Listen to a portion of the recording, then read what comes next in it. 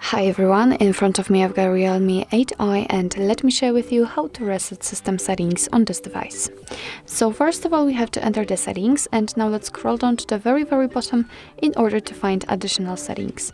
Now let's scroll down again, and as you can see here we've got backup and reset option, so let's tap on it and let's take a look at the data erasure. So let's tap on erase all data.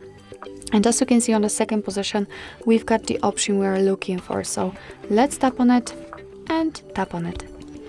Your device will ask you if you really want to do it, if you're sure you want to continue, because it will reset system settings only. So just tap on reset system settings only and wait until they will be restored.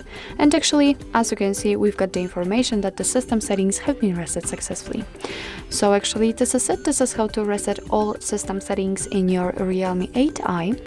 Thank you so much for watching. I hope that this video was helpful, and if it was, please hit the subscribe button and leave the thumbs up.